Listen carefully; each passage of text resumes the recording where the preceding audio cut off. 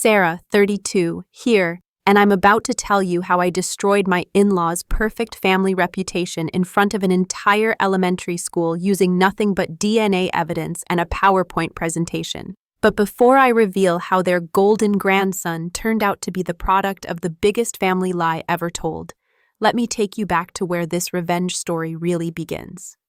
Picture this. While my 5-year-old daughter Emma was at home folding their dirty laundry with tears streaming down her face, my in-laws were taking their precious Jake on a magical week-long Disney vacation. They thought they could treat my baby like Cinderella while playing fairy godparents to someone else's child.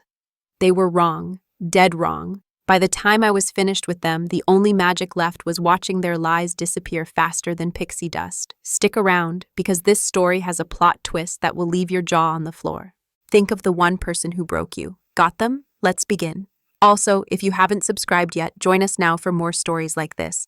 Let me paint you a picture of what I thought was the perfect extended family setup.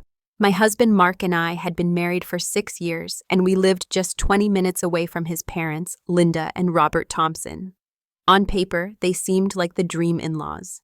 Linda baked cookies every Sunday, Robert coached Little League, and their house always smelled like cinnamon and fresh coffee. They had that warm, welcoming vibe that made you want to spend every holiday gathered around their dining room table. But here's the thing about perfect facades. They're designed to hide the cracks underneath. And boy, were there some massive cracks in the Thompson family foundation that I was too naive to see at first. You see, Mark wasn't their only son. His older brother Dave had married his college sweetheart Jessica, and together they had Jake, who was now 7 years old. Then there was my Emma, my beautiful, curious 5-year-old daughter who had the biggest heart and the brightest smile you've ever seen. From the outside looking in, Linda and Robert appeared to love both grandchildren equally. They'd coo over Emma's drawings and attend her dance recitals. They'd ruffle Jake's hair and praise his soccer skills. But if you paid close attention, and trust me, as a mother, you learned to pay very close attention, you'd start to notice the subtle differences that slowly ate away at my soul. It started with little things that I tried to convince myself didn't matter. When Jake visited, Linda would prepare his favorite meals from scratch. When Emma came over, she'd get whatever leftovers were in the fridge. Jake's artwork went on the refrigerator in places of honor, while Emma's got tucked behind bills and grocery lists. Jake got the good coloring books and the brand new crayons. Emma got the broken ones with missing colors. Robert would spend hours teaching Jake how to throw a baseball properly, patiently adjusting his stance and cheering every time the ball went in the right direction. When Emma asked to learn, he'd toss her the ball a few times before getting distracted by his phone or suddenly remembering he had yard work to do. The enthusiasm just wasn't there. The investment wasn't there. But the real kicker was how they talked about the boys versus how they talked about the girls. Jake was their little champion, their future CEO, their pride and joy. Emma was sweet, sure, but she was also helpful around the house and such a good little helper. Even at 5 years old, my daughter was being groomed to serve rather than shine. I tried talking to Mark about it, but he'd wave me off with that infuriating phrase that every woman married to a mama's boy knows by heart. That's just how they are, Sarah. They don't mean anything by it. He'd grown up with their behavior patterns and had become completely blind to them. Or maybe he just didn't want to see them because acknowledging the problem would mean having to confront his parents, and Mark had never been good at confrontation. The worst part was watching Emma internalize this treatment. She started asking me why Jake was Grandma and Grandpa's favorite. She'd wonder out loud if she wasn't good enough, if she wasn't smart enough, if she wasn't lovable enough. My heart broke a little more each time I had to reassure her that she was perfect just the way she was, all while knowing that the people who should have been building her up were slowly tearing her down instead. Things reached a whole new level of favoritism in early March when Linda called me with barely contained excitement in her voice. She could hardly get the words out fast enough as she explained that she and Robert had been planning something extra special for Jake's upcoming 8th birthday in April. They'd been saving up for months, she said, and had finally booked a week-long trip to Disney World in Orlando. Not just any trip, mind you, but the deluxe package with character dining, park hopper passes, and a stay at the Grand Floridian Resort. I could hear the pure joy in her voice as she described all the magical experiences they had planned. They'd already made reservations for Cinderella's royal table, booked a behind-the-scenes tour of the Magic Kingdom, and even arranged for Jake to have a private meet and greet with his favorite character, Lightning McQueen. Linda went on and on about how this was going to be the trip of a lifetime, how Jake deserved to have these amazing memories, and how proud they were to be able to give him such an incredible gift. The whole time she was talking, Emma was sitting right next to me on the couch, working on a puzzle and obviously listening to every word.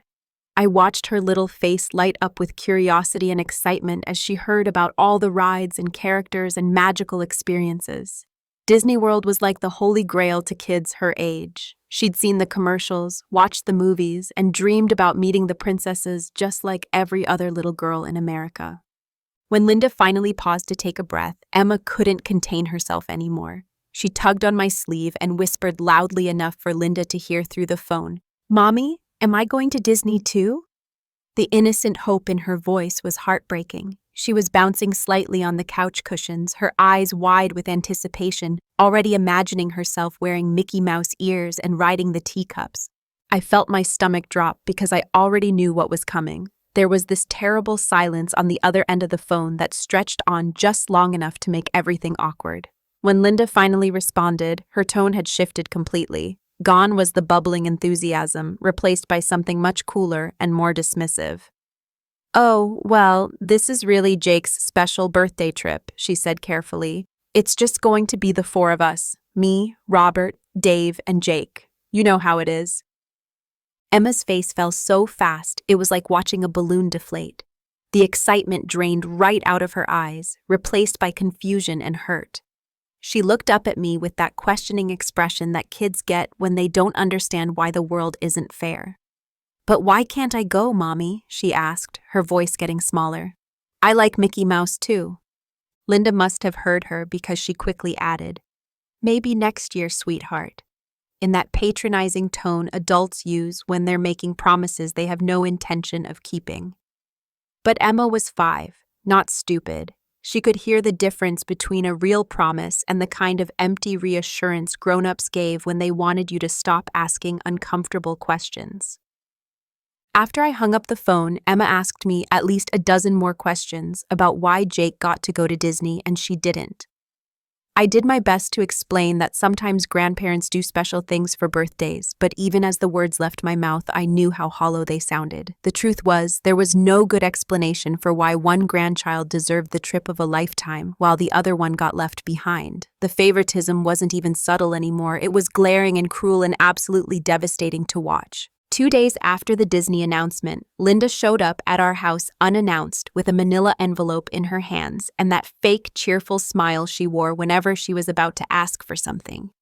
Emma was in the backyard playing on her swing set when Linda knocked, which I now realize was probably strategic timing on her part.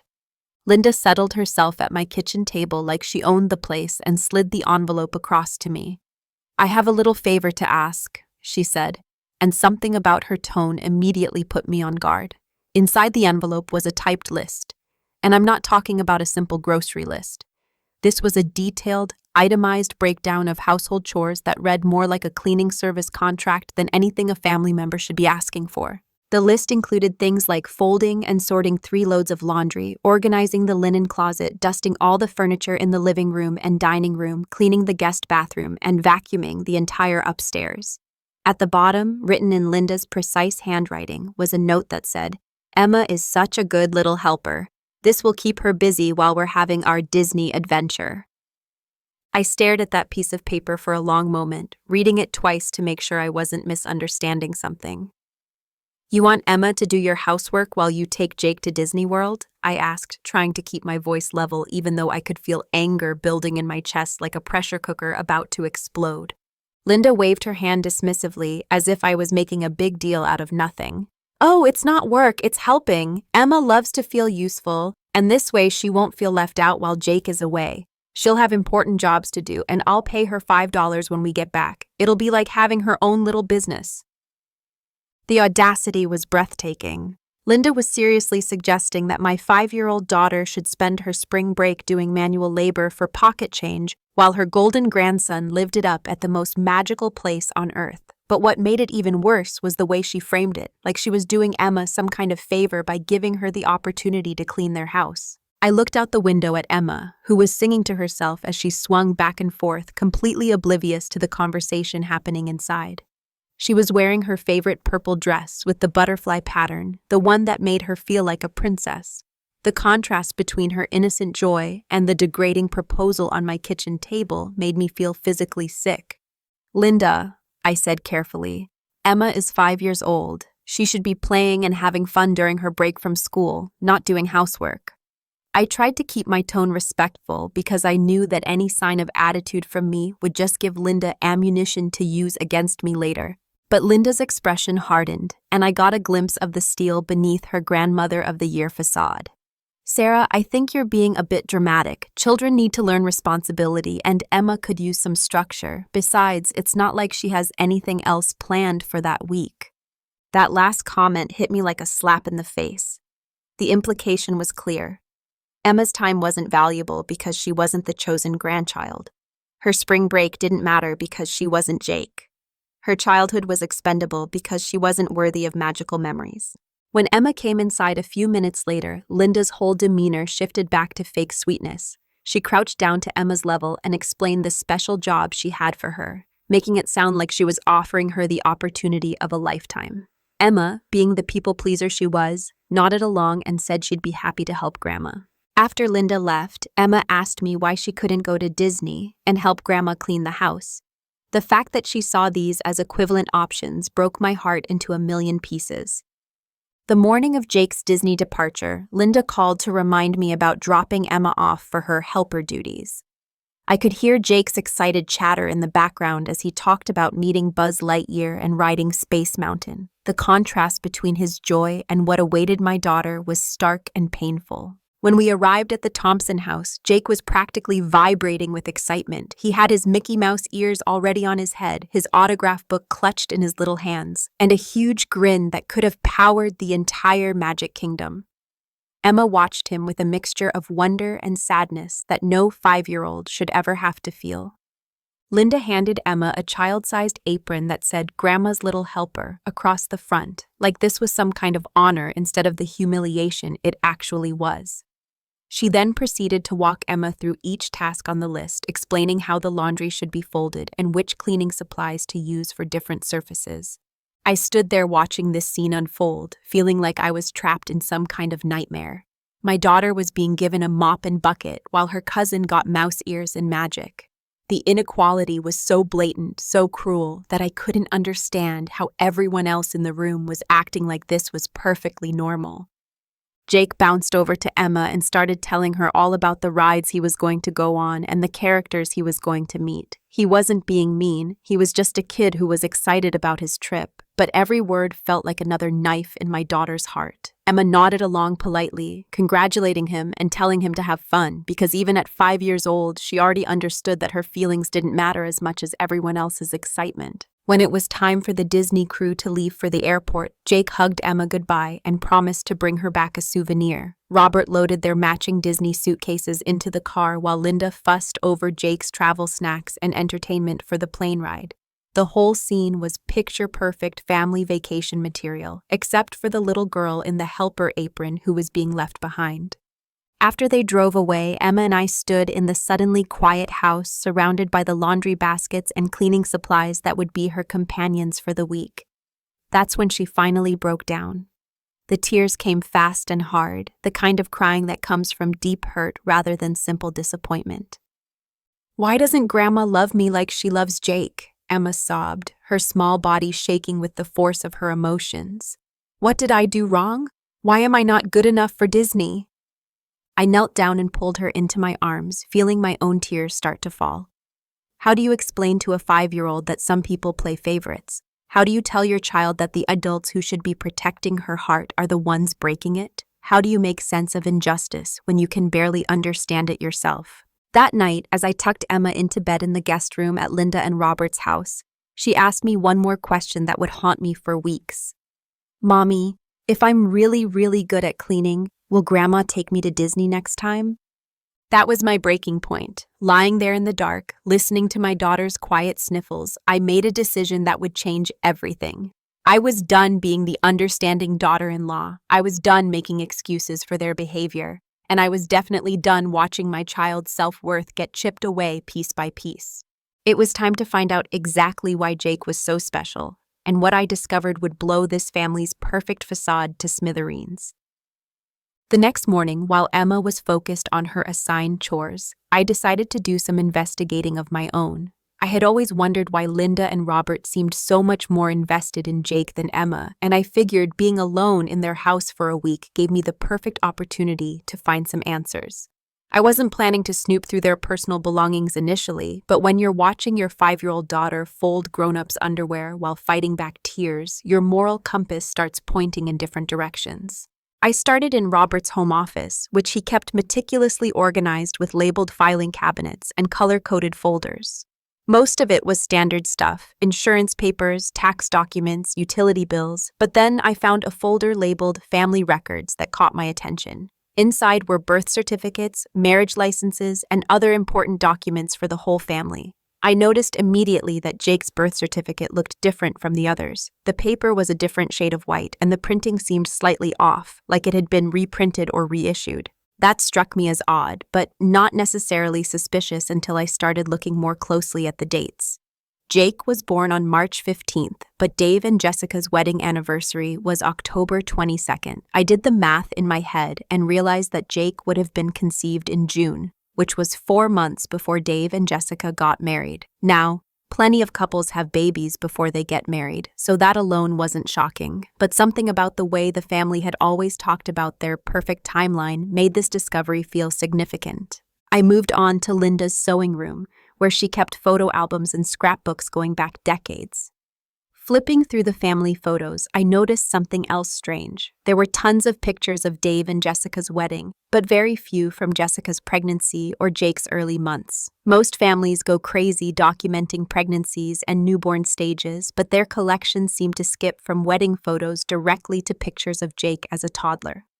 In one of the older albums, I found a photo that made me stop cold. It was from what looked like a family barbecue, and Jessica was clearly pregnant, probably around 6 or 7 months along, but Dave wasn't in the picture. Instead, Jessica was standing very close to another man I didn't recognize, and his hand was resting on her belly in an intimate way that seemed inappropriate for someone who wasn't the father.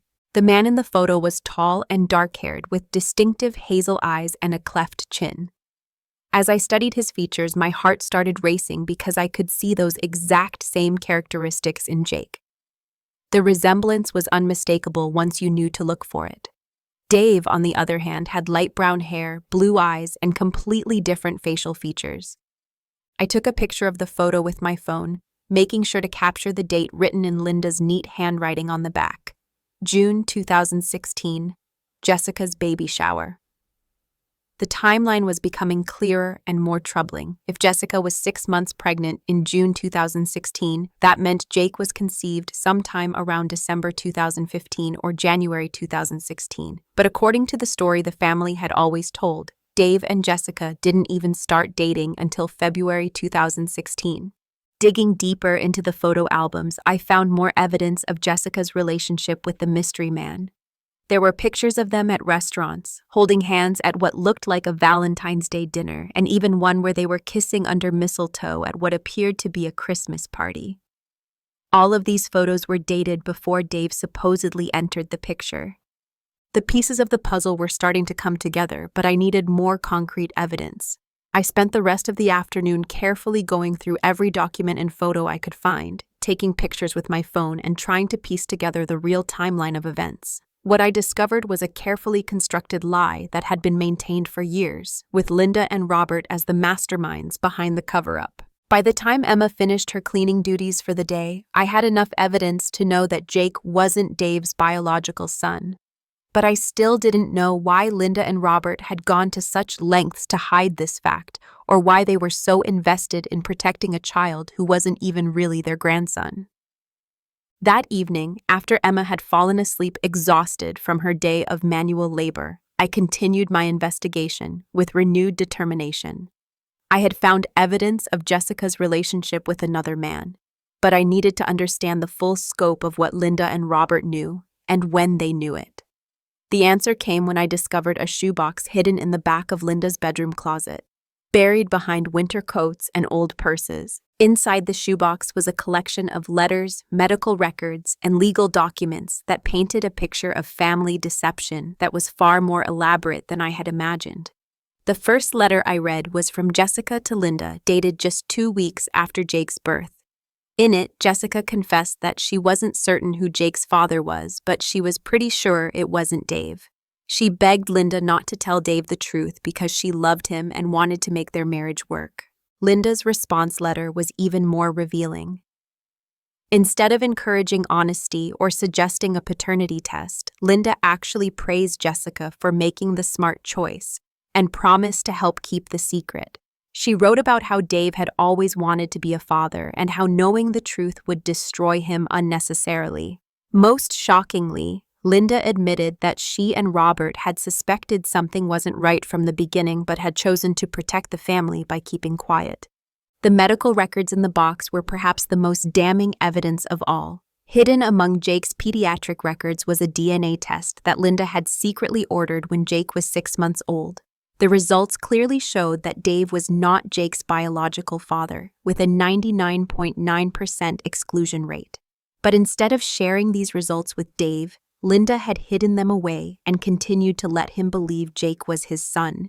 There were also bank statements showing that Linda and Robert had been making monthly payments to someone named Marcus Chen, the same name that appeared on several of the love letters Jessica had written to her mystery boyfriend.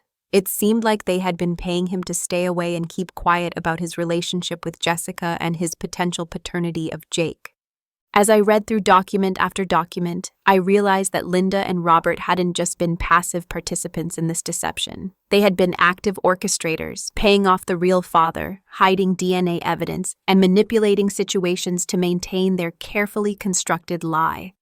The most disturbing part was a series of emails between Linda and Robert discussing their investment in Jake's future and their plans to gradually reduce support for the other grandchildren so they could focus their resources on him. One email from Robert to Linda was particularly chilling. Since Jake isn't really our blood, we need to make sure he stays connected to this family through emotional bonds and financial incentives. The other kids have their biological grandparents to rely on, but Jake only has us. The cold calculation in those words made my stomach turn. They were essentially buying Jake's loyalty while systematically neglecting their actual grandchildren. But the most shocking revelation came in the very last document I found, a letter from Jessica to Linda dated just 6 months ago. In it, Jessica revealed that she had finally told Marcus the truth about Jake and that Marcus wanted to be part of his son's life. Jessica was considering coming clean to Dave and potentially ending her marriage so that Jake could have a relationship with his real father. Linda's response to this letter was swift and brutal. She threatened to cut off all financial support to Dave and Jessica if Jessica went through with her plan. She reminded Jessica of all the money they had invested in Jake's education and activities, and she made it clear that destroying the family secret would result in Jake losing his privileged position as the golden grandchild. The final piece of the puzzle was a handwritten note from Linda to Robert, apparently written after receiving Jessica's letter. It read, "We need to accelerate our plans for Jake. The Disney trip is just the beginning. We have to make sure he's so bonded to us that even if the truth comes out, he'll choose to stay with our family. The other children are expendable, but Jake is our legacy now." As I sat in Linda's bedroom, surrounded by evidence of years of lies and manipulation, I felt a rage unlike anything I had ever experienced. These people had not only stolen my daughter's childhood and self-worth, but they had built their favoritism on a foundation of deception and blackmail. They had been playing God with multiple families, deciding who deserved love and who deserved to be treated like hired help. But now I had the ammunition to bring their whole house of cards crashing down, and I was going to make sure Emma got the justice she deserved. The next morning, as Emma dutifully sorted socks while Jake was probably meeting Mickey Mouse, I sat at Linda's kitchen table formulating my revenge strategy. I had photographed every document, every letter, and every piece of evidence that proved Jake wasn't Dave's biological son and that Linda and Robert had been orchestrating an elaborate cover-up for years. But I knew that simply exposing the truth wouldn't be enough. I needed to make sure the revelation happened in a way that would maximum impact and ensure that Emma would never be treated as a second-class family member again. My first instinct was to call Dave immediately and tell him everything, but I realized that a private conversation would allow Linda and Robert to control the narrative and potentially minimize the fallout. They had been managing this secret for years, and they were experts at manipulation and damage control. If I gave them the opportunity to spin the story or prepare their defenses, they might find a way to maintain their power dynamic while making me look like the troublemaker who destroyed the family peace. Instead, I decided that the truth needed to come out in a public setting where Linda and Robert couldn't control the situation or silence the people who deserved to know what had been happening. I started thinking about upcoming family events where all the key players would be present, and that's when I remembered Jake's school heritage project. Every year, the second grade classes at Jake's elementary school did a family heritage presentation where students researched their ancestry and presented their findings to parents, grandparents, and classmates. Jake had been excited about this project for weeks before the Disney trip, and Linda had volunteered to help him create a poster board showcasing the Thompson family tree. The presentation was scheduled for the Friday after they returned from vacation, which gave me exactly the timeline I needed to set my plan in motion. I spent the rest of the week while they were in Disney carefully researching everything I could about Marcus Chen, Jake's biological father. Using social media and public records, I discovered that he was a successful architect living in Seattle, and that he had indeed been in a relationship with Jessica during the time period when Jake was conceived. More importantly, I found photos of Marcus from recent years that showed an even stronger resemblance to Jake than I had initially noticed. The key to my plan was going to be the family tree poster that Linda would inevitably want to create for Jake's presentation.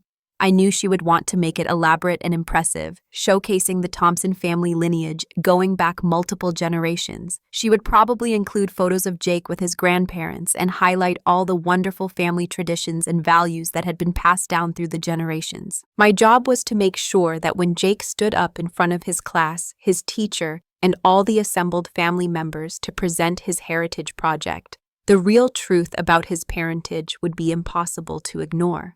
I had already started creating my own version of Jake's family tree, complete with DNA evidence, timeline discrepancies, and photos of Marcus Chen that clearly showed Jake's true biological heritage.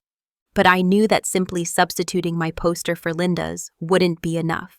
I needed to find a way to make the revelation seem like a natural part of the presentation, something that Jake himself would discover in front of everyone. That's when I came up with the idea of the Family DNA Fun Facts section that would be prominently featured on the poster. I researched the science behind genetic inheritance and prepared a simple, kid-friendly explanation of how physical traits are passed down from parents to children. I found photos that clearly demonstrated the inheritance patterns in the Thompson family, showing how Dave had gotten his blue eyes from Robert and his chin shape from Linda. Then, I included photos of Jake that highlighted his hazel eyes, dark hair, and distinctive facial features that were completely absent from the Thompson family line. The beauty of this approach was that it would look educational and innocent to anyone who didn't know the real story, but it would be devastating to those who were in on the secret. Linda and Robert would immediately understand what was happening, but they wouldn't be able to stop it without causing an even bigger scene. I also planned to attend the presentation myself, armed with all the documentary evidence I had gathered, ready to provide additional family history information if anyone had questions about the discrepancies that would inevitably become apparent during Jake's presentation. As Emma and I drove home from our week of house-sitting hell, I felt a sense of anticipation that I hadn't experienced in years. For too long, I had watched my daughter's spirit get crushed while Jake was elevated to golden child status based on lies and manipulation. But in just a few days, the truth was going to come out in the most public and undeniable way possible. The only question now was whether I was prepared for the nuclear fallout that would inevitably follow. The Disney crew returned on Thursday evening, and Jake's excitement was infectious as he showed off his souvenirs and regaled anyone who would listen with tales of his magical week.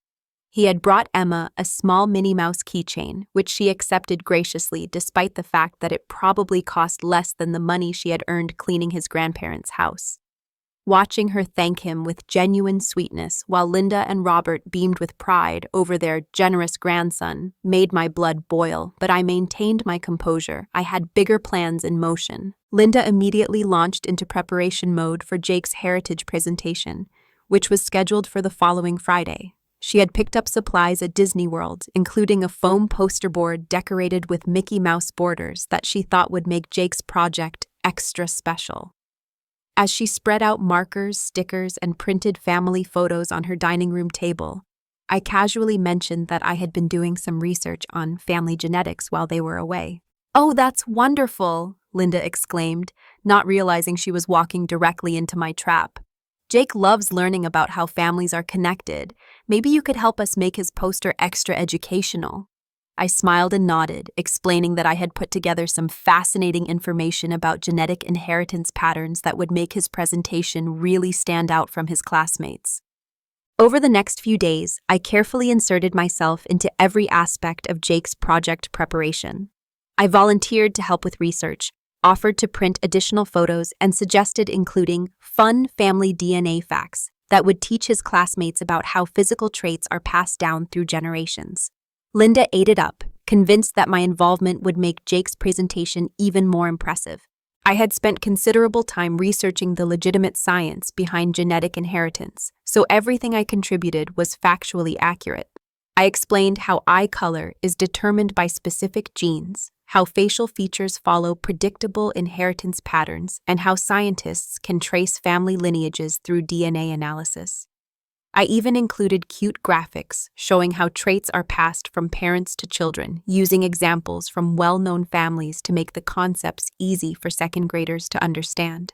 The genius of my approach was that Linda never suspected anything because all the information seemed genuinely educational. I was careful to present everything as general scientific knowledge rather than specific commentary on their family. When I suggested including photos of Jake alongside pictures of Dave and Robert to show family resemblance patterns, Linda thought it was a brilliant idea that would highlight the strong Thompson genetic connection. I also convinced Linda that the poster needed to include a timeline showing important family milestones, which would help Jake understand his place in the family history.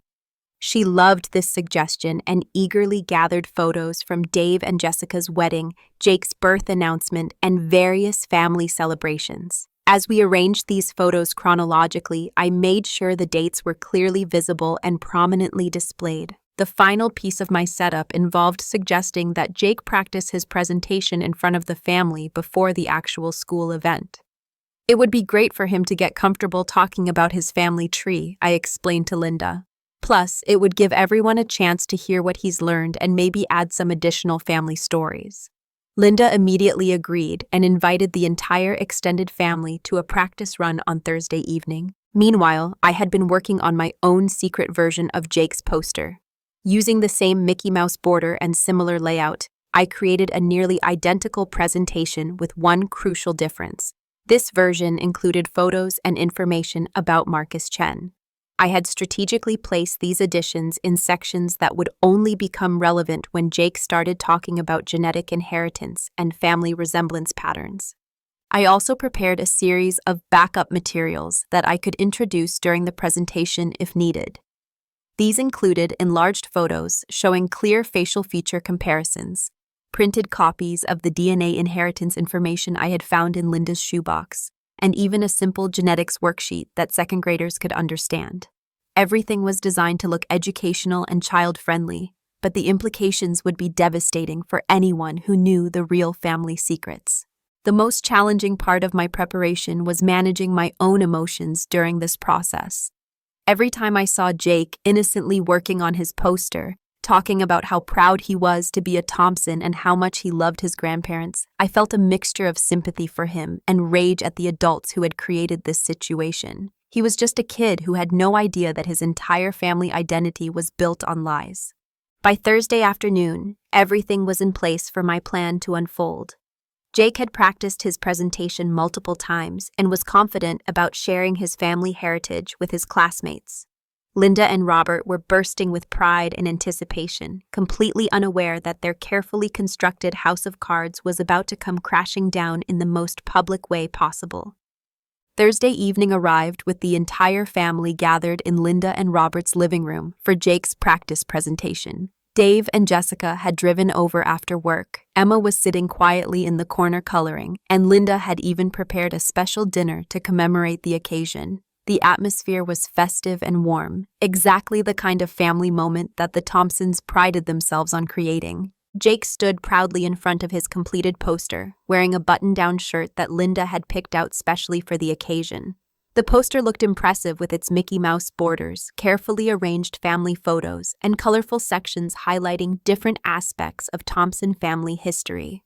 Linda and Robert sat in the front row like proud grandparents at a school play, their faces glowing with anticipation. Jake began his presentation exactly as we had practiced, talking about his great-grandparents who had immigrated from Ireland and the family traditions that had been passed down through generations. He pointed to various photos and explained family connections with the confidence of a child who had been well prepared. Linda beamed every time he mentioned how proud he was to be part of the Thompson family legacy. When Jake reached the section about genetic inheritance, I felt my heart rate increase. This was the moment I had been carefully orchestrating for days. Jake began explaining how physical traits are passed from parents to children, pointing to photos of Robert and Dave to show how Dave had inherited his father's blue eyes and similar facial structure. "And this is really cool," Jake continued enthusiastically, "because you can see how families look alike because of their DNA." He pointed to a photo of himself standing between Dave and Robert, all three of them smiling at a family barbecue from the previous summer. "See how we all have the same Thompson nose?" That's when I spoke up, as if I had just noticed something interesting. "Jake, that's fascinating. You know what would be really educational for your classmates? If you showed them how sometimes genetic traits can be really obvious and sometimes they can be more subtle." I stood up and approached the poster, pretending to study the family photos more carefully. "Look at this," I said, pointing to the photo of Jake with Dave and Robert. "Can everyone see the eye color differences? Dave has blue eyes like Grandpa Robert, but Jake has hazel eyes. That's actually a great example of how genetic inheritance can sometimes skip generations or come from different family lines."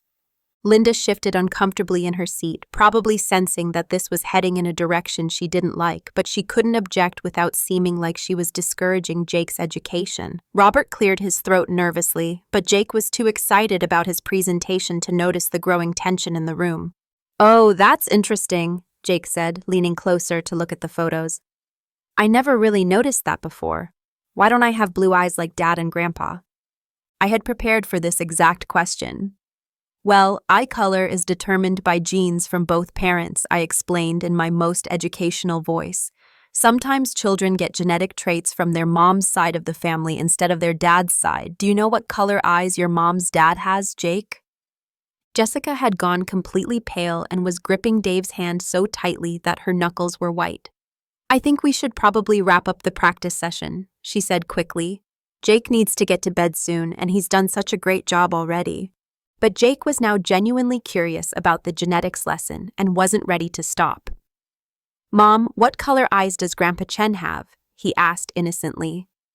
The room fell completely silent, and I watched as the name hit everyone like a bomb. Dave looked confused. "Grandpa Chen? Jake, your mom's dad is Grandpa Martinez. Who is Grandpa Chen?" The innocent question hung in the air like a guillotine blade waiting to drop. Jessica started stammering, trying to come up with an explanation, but Jake had already moved on to studying other photos on his poster.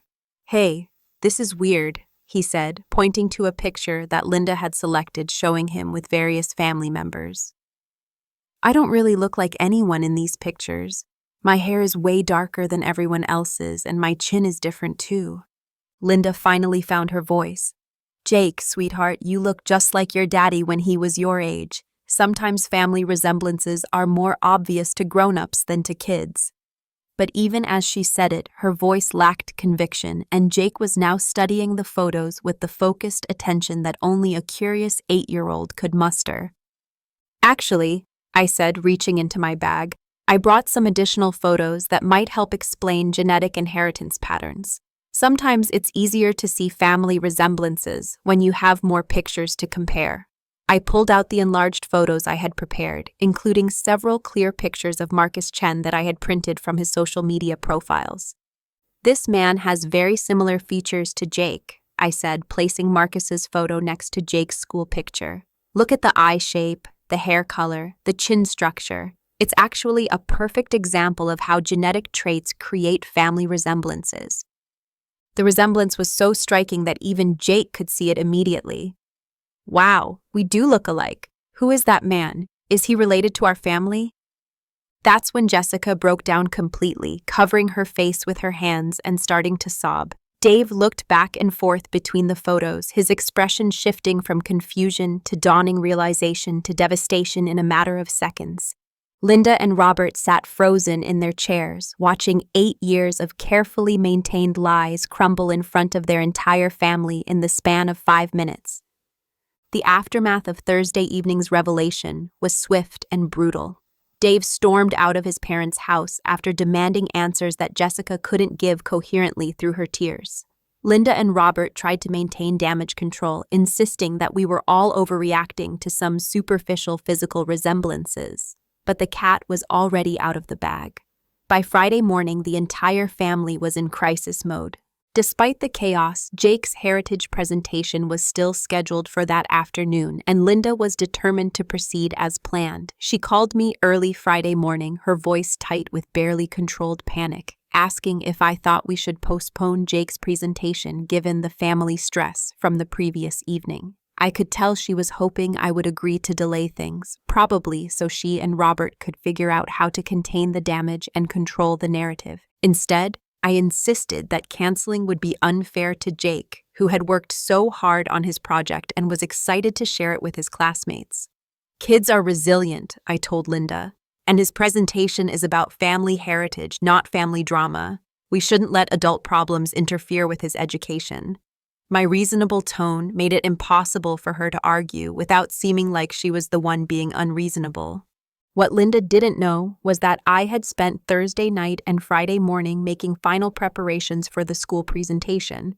I had contacted Jake's teacher, Mrs. Patterson, and volunteered to help set up the classroom for the heritage presentations. I explained that I was Jake's aunt and had been helping with his research, so I wanted to make sure everything went smoothly for his big day. Mrs. Patterson was delighted to have parent volunteer help and gave me access to the classroom an hour before the presentations were scheduled to begin.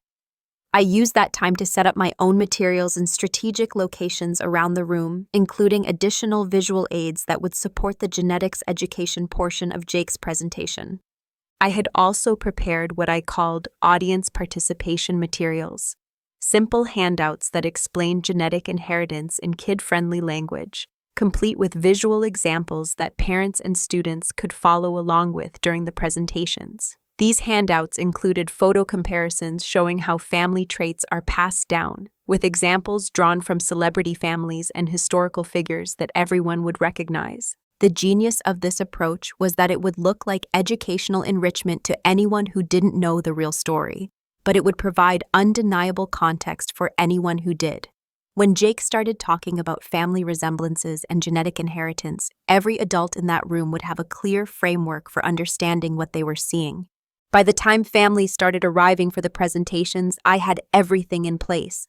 Linda and Robert arrived looking haggard and stressed, clearly having spent the night trying to figure out how to handle the situation. Jessica looked like she hadn't slept at all, and Dave was noticeably absent. When Linda asked where Dave was, Jessica mumbled something about him having to work, but everyone knew the real reason he wasn't there.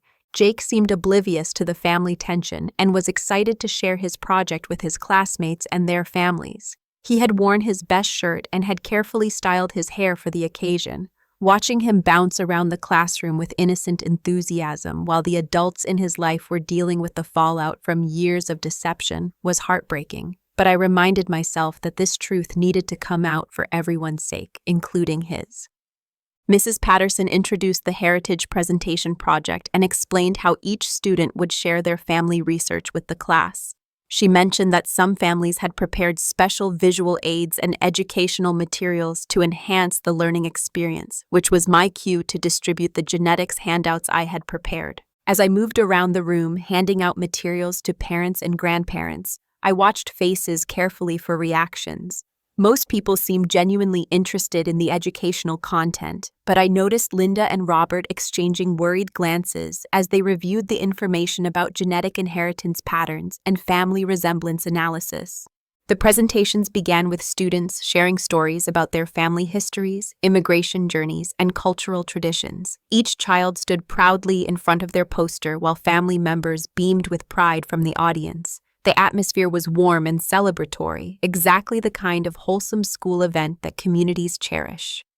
When it was Jake's turn to present, he walked confidently to the front of the classroom and began sharing his Thompson family heritage with enthusiasm. He talked about his great-grandparents' journey from Ireland, the family traditions that had been passed down through generations, and his pride in being part of such a wonderful family legacy. Everything was going smoothly until Jake reached the genetics section of his presentation. That's when the educational materials I had prepared would transform an innocent school project into the most devastating family revelation anyone in that room had ever witnessed. As Jake began explaining how physical traits are inherited through families, I felt a mixture of anticipation and guilt. I was about to destroy a child's understanding of his own identity in front of his entire class, but I reminded myself that the lies and favoritism had already been destroying my own child's sense of self-worth for years. It was time for the truth to finally come to light. Jake stood confidently at the front of Mrs. Patterson's classroom, his poster board propped up on the easel behind him as he began the genetics portion of his presentation. The room was packed with parents, grandparents, and siblings, all sitting on tiny plastic chairs designed for second graders. Linda and Robert sat in the front row, beaming with pride, while Jessica fidgeted nervously in her seat. I had positioned myself near the back with Emma, close enough to intervene if necessary, but far enough away to avoid immediate suspicion. "This is the really cool part about families," Jake announced enthusiastically, pointing to the section of his poster that featured photos of various Thompson family members. "You can see how kids look like their parents because of something called DNA." He had clearly practiced this part of his presentation multiple times, and his confidence was infectious as he explained the basics of genetic inheritance to his captivated audience. Jake pointed to a photo of Robert and Dave standing side by side. "See how my dad has the same blue eyes as Grandpa Robert? That's because blue eyes get passed down from parents to kids through their genes." Several parents in the audience nodded appreciatively, clearly impressed by the educational content that had been incorporated into what could have been a simple family history project. "And here's me with my dad and grandpa," Jake continued, moving to another section of the poster where Linda had prominently displayed a recent family photo. "We're all Thompson men together." The pride in his voice was unmistakable, and I felt a pang of sympathy for what was about to happen to this innocent child who had no idea his entire identity was built on lies. That's when Mrs. Patterson, who had been following along with the genetics handout I had prepared, raised her hand with a question. "Jake, that's fascinating. Can you tell us about your eye color? I notice in the photo that you have different colored eyes than your dad and grandpa." Jake looked confused for a moment and glanced back at the poster. "Oh yeah, mine are kind of greenish-brown, right? Dad and Grandpa have blue eyes."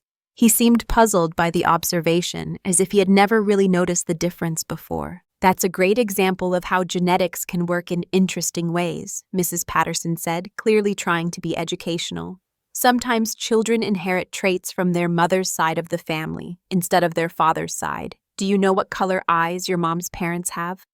I watched Jessica go completely pale as every adult in the room turned to look at her.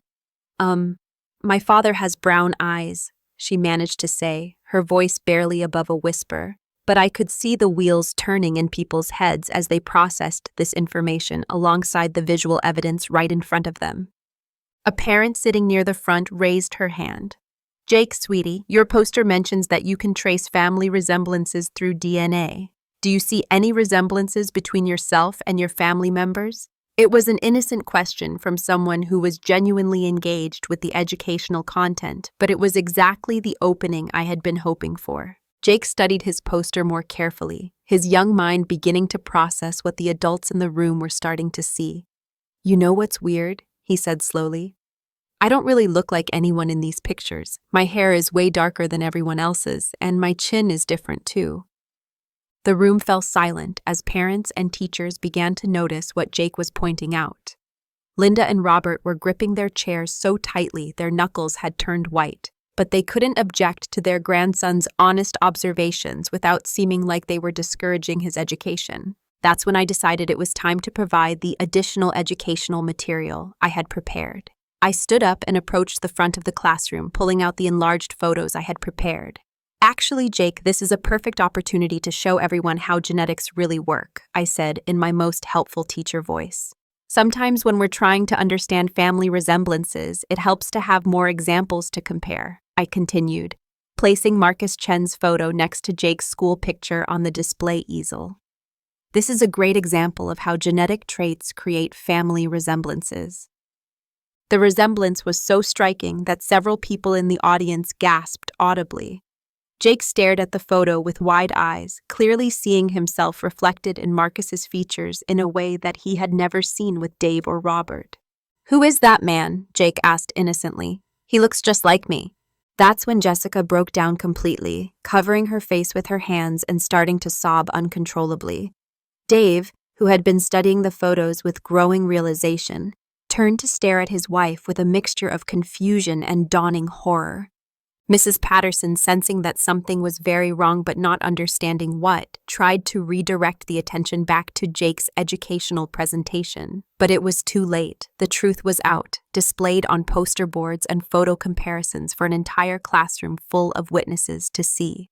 Linda finally found her voice, but instead of damage control, what came out was pure panic.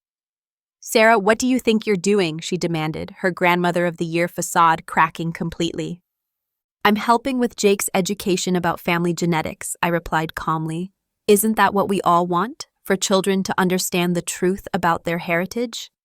The room erupted in confused murmurs as parents tried to understand what they were witnessing, while Linda and Robert realized that 8 years of carefully maintained lies had just been exposed in the most public way possible. The chaos in Mrs. Patterson's classroom was reaching a crescendo when I decided it was time to reveal the final piece of information that would change everything everyone thought they knew about this family. Jessica was still sobbing. Dave was demanding answers, and Linda and Robert looked like they were planning my murder. But I wasn't finished yet. In fact, the biggest revelation was still to come. "Actually," I said, raising my voice to cut through the commotion, "since we're all here learning about family genetics and the importance of knowing the truth about our heritage, there's something else that needs to be shared." I reached into my bag and pulled out another set of documents that I had been saving for this exact moment. Emma had been sitting quietly through the entire presentation, but I could see the confusion and hurt in her eyes as she watched Jake discover that his entire family identity was a lie. She didn't understand the full implications of what was happening, but she could sense that something major was unfolding, and I knew this was my chance to ensure she would never be treated as less than anyone else ever again. "You see," I continued, addressing the room full of stunned parents and family members, "while we're talking about the importance of honesty and truth in families, I think it's important for everyone to know that Jake isn't the only child in this family whose biological heritage has been kept secret." Linda's face went from panicked to absolutely terrified as she realized what I was about to reveal. "Sarah, don't you dare!" she hissed, but her threat carried no weight in a room full of witnesses who were already reeling from one family secret. I walked over to where Emma was sitting and gently took her hand, bringing her to the front of the classroom where everyone could see her. "Emma," I said softly, "is also not biologically related to the Thompson family. She's adopted." The revelation hit the room like a second bomb, but this time the explosion was different. While Jake's paternity had been exposed as a lie and a cover-up, Emma's adoption was something we had chosen not to publicize, but it was based on love, not deception. "The difference," I continued, looking directly at Linda and Robert, is that Emma was adopted legally and openly by Mark and me when she was 6 months old because her birth mother couldn't care for her and wanted her to have a loving family. We chose not to advertise her adoption status because we wanted her to feel secure and loved without constantly being reminded that she was different. I pulled out Emma's adoption papers, which I had brought as evidence of the contrast between honest family building and deceptive family manipulation. But here's the thing that everyone in this room needs to understand, especially Linda and Robert. While Jake has been elevated to golden child status based on lies and blackmail, Emma has been treated like hired help despite being chosen and loved just as much as any biological child. The room was dead silent as people processed this information. Parents were looking back and forth between Jake and Emma, trying to understand the full scope of the family dysfunction they had just witnessed. "So, let me get this straight," said a parent I didn't recognize, clearly trying to piece together the story. "Jake has been treated like a prince because his grandparents were covering up the fact that he's not actually their biological grandson, while Emma has been treated like a servant despite being legally and lovingly adopted into the family?" "That's exactly right," I confirmed. "Linda and Robert have spent years paying off Jake's real father to keep him away, hiding DNA test results and manipulating family dynamics to maintain their lie. Meanwhile, they've forced my 5-year-old daughter to do their housework while they took Jake to Disney World." Jessica's sobs intensified as she realized that her secret wasn't the only family deception that had been exposed. Dave sat in stunned silence, processing the fact that not only was Jake not his biological son, but his parents had known this for years and had been actively covering it up while treating his actual niece like a second-class citizen. But the most powerful moment came when Jake, who had been listening to everything with the serious expression that kids get when they're trying to understand adult problems, walked over to Emma and took her hand. "So we're both not really Thompsons?" he asked innocently. "But Emma's family chose her because they loved her, and my family lied about me?" The simplicity and honesty of his question cut through all the adult complications and got to the heart of the matter.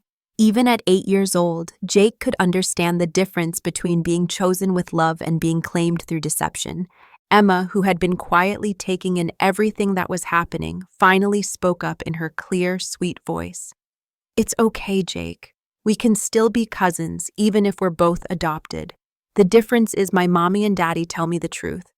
The contrast between these two children's responses, Jake's innocent confusion and Emma's mature acceptance, highlighted just how much damage the adults' lies and favoritism had caused.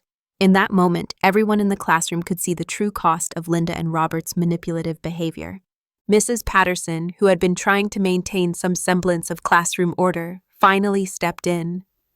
"I think perhaps this family discussion should continue in a more private setting," she said diplomatically, but the damage was done. The truth was out, witnessed by dozens of people who would never look at the Thompson family the same way again.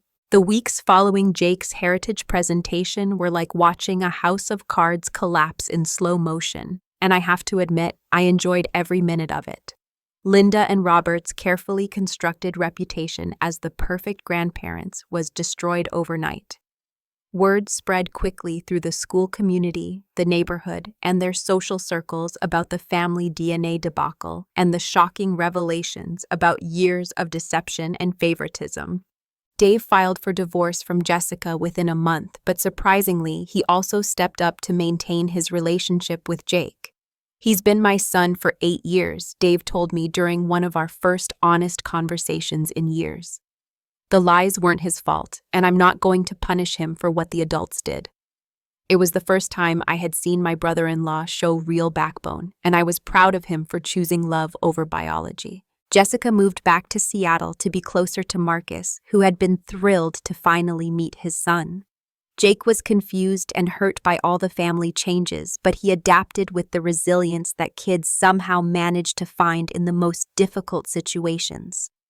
Most importantly, the revelation of the truth meant that the artificial hierarchy between him and Emma disappeared overnight. Linda and Robert's response to having their secrets exposed was predictably vindictive at first. They tried to blame me for destroying the family and accused me of being jealous and manipulative. but their arguments fell flat when people learned the full scope of their deception and the way they had treated Emma compared to Jake. The real turning point came when Mark finally found his spine and confronted his parents about their behavior. Having the truth laid out so publicly forced him to see what I had been trying to tell him for years. "How could you treat Emma like that?" he demanded during what became known in our family as the reckoning conversation. "She's a 5-year-old child who did nothing wrong except not be your biological granddaughter." When Linda tried to justify their actions by claiming they were protecting the family, Mark shut her down completely. "You weren't protecting anyone. You were playing favorites based on lies while emotionally abusing a little girl. That ends now." The most satisfying part of my revenge came when Linda and Robert realized they had lost all their power and leverage in the family dynamics. Their threats of cutting off financial support meant nothing when their lies were exposed and their moral authority was destroyed. Dave refused to take any more money from them. Mark cut off their unsupervised access to Emma, and even Jake started questioning why his grandparents had treated Emma so differently. But the real victory wasn't about Linda and Robert getting their comeuppance. It was about watching Emma's confidence and self-worth slowly rebuild as she realized she was valued and loved just as much as any other child in the family. Mark and I made sure to overcompensate for the years of neglect by planning special experiences for her and making it clear that she was our chosen daughter, not our consolation prize. The Disney trip I had promised Emma finally happened 6 months later, but this time it was just our immediate family. We spent a magical week at Disney World, and Emma got to experience all the wonder and joy that should have been hers from the beginning. Watching her meet the princesses and ride the rides with pure delight made every moment of planning and executing my revenge worth it. Jake visited us regularly, and he and Emma developed the kind of sibling-cousin relationship they should have always had. Without the artificial competition created by their grandparents' favoritism, they were able to just be kids who enjoyed each other's company. Linda and Robert eventually attempted a reconciliation, but it came with conditions that Mark and I enforced strictly. They had to acknowledge their wrongdoing publicly, commit to treating both children equally, and accept supervised visits until they could prove they had genuinely changed their behavior. The heritage presentation incident became legendary in our community, whispered about at PTA meetings and neighborhood gatherings as a cautionary tale about family secrets and favoritism. Mrs. Patterson later told me it was the most educational genetics lesson her class had ever experienced, though she admitted she wouldn't recommend the methodology. As I write this story now, 2 years later, Emma is thriving in 2nd grade herself, confident and loved and secure in her place in our family. She still occasionally asks questions about her adoption, but they come from curiosity rather than insecurity. She knows she was chosen, and she knows she's valued. Jake is doing well, too, splitting his time between Dave's house and his new life in Seattle with Jessica and Marcus. The truth about his parentage was initially devastating, but it ultimately freed him from the pressure of living up to false expectations and allowed him to build genuine relationships based on honesty rather than manipulation. And Linda and Robert, they learned the hard way that love built on lies and favoritism isn't really love at all. They lost their golden child status symbol and had to work to rebuild relationships with their actual family members based on respect and equality rather than control and deception. Sometimes people ask me if I regret exposing the family secrets so publicly, and my answer is always the same. I regret that it took me so long to stand up for my daughter. Emma deserved better from the beginning, and I should have protected her from their toxic favoritism sooner, but I don't regret the method I chose to expose the truth. Linda and Robert had spent years carefully managing their lies and maintaining their power through manipulation and control. A private conversation would have given them the opportunity to minimize the damage and continue their harmful behavior. Public exposure was the only way to ensure that the truth couldn't be buried again, and that Emma would never be treated as less than anyone else in the family. The best revenge isn't getting even. It's making sure that justice is served and that the people you love are protected from further harm. And sometimes that requires bringing lies into the light where they can't survive. Emma got her Disney magic after all, and that's worth everything. But here's the moment that still gives me chills. 6 months after the heritage presentation disaster, Linda called me crying. Not fake tears or manipulation, real broken sobbing. She had just watched Emma's dance recital, where my daughter performed a solo that brought the entire audience to their feet. "Sarah," Linda whispered through her tears, "I finally see her. I really see Emma for who she is. She's extraordinary, and I almost destroyed something beautiful because I was so focused on protecting a lie." That phone call was my real victory. Not the public humiliation or the family drama, but the moment when Linda finally recognized what I had known all along, that Emma was a treasure worth fighting for. The woman who had once handed my 5-year-old a mop while sending Jake to Disney was now begging for the chance to build a real relationship with the granddaughter she had overlooked for years. Sometimes the sweetest revenge isn't destroying your enemies, it's forcing them to see the truth they were too blind to recognize before. If someone is treating your child like they're less than, don't wait for them to change. Be their advocate, fight for them, because every child deserves to feel like someone's golden child. Thanks for watching, and remember, the best magic isn't found at Disney World. It's found in standing up for the people you love. This story may have ended, but the message lingers. For more raw and real moments like this, click on the left and subscribe to walk alongside more women finding their strength. Healing takes time, but it's possible.